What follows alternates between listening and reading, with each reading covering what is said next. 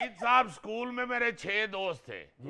मैंने पहले दिन ही तय कर लिया कि भाई रोजाना एक दोस्त सबको नान छोले खिलाएगा। अच्छा। अपनी बारी मैंने इतवार वाले दिन रख ली। 6 दिन दूसरे दोस्त खिलाते थे, 7वें दिन छुट्टी होती थी। सारे मेरे दोस्त घरों में बैठ के कह रहे होते थे यार ये शेख बड़ा सियासतदान है, अपनी बारी छुट्टी वाले दिन रख ली। बस वहीं से जहन में बैठ गया कि सियासत जो है वो मैं कर सकता हूँ। सियासत शुरू कर ली और 65 साल सियासत की है। और बीच में डॉक्टर्स ने कई दफा कहा कि शेख साहब इतनी मेहनत ना किया करें, आपको कम से कम 3 महीने के बाद 15 छुट्टियां लेनी चाहिए। अगर मैंने डॉक्टर की नहीं सुनी, इसलिए मैंने फिर सोचा कि वो जो पिछली छुट्टियां मैंने मिस की हैं, यानी 3 महीने के बाद 15 छुट्टियां और साल की 60 बन गई।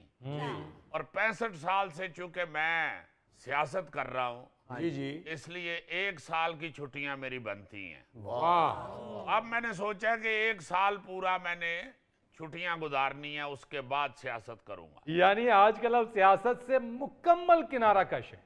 जी जी जी जी, मैंने तो आप यकीन माने कि टेलीविजन देखना भी छोड़ दिया है। ओए, अभी रमजान के महीने में दोस्त कहते रहे हैं कि शेख साहब टीवी लगाएं, पता चले सहरी का वक्त खत्म हुआ है कि नहीं। अच्छा, मैं कह रहा था कि नहीं भाई, घुघू पे ही गुजारा करो। नहीं तो शेख साहब, गुग्गू की आवाज तो सारे इलाके में सुनाई देती है। हाँ जी, फरीद साहब, जो आवाज घुघू की सारे इलाके में सुनाई देती है वो मैं भी निकालता रहा हूँ। शहरी के वक्त भी और अफ्तारी के वक्त मैं मस्जिद में जाके माइक के आगे खड़े होके घुघू अपने मुंह से बजाता था। हर शहरी इफ्तारी पे मैंने ही माइक के आगे किया है।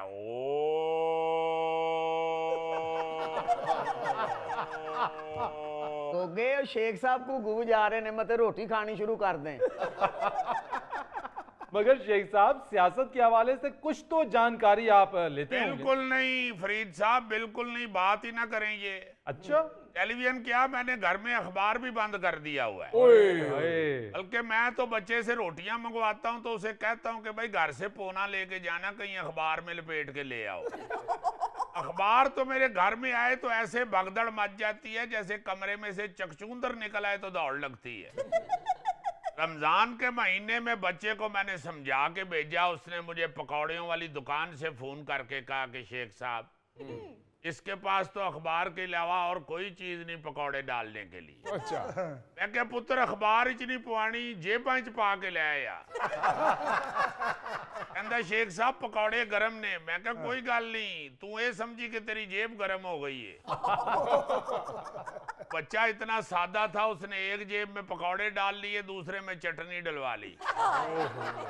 पकौड़े तो घर पहुंच गए, चटनी सारी राह च हो गई। अब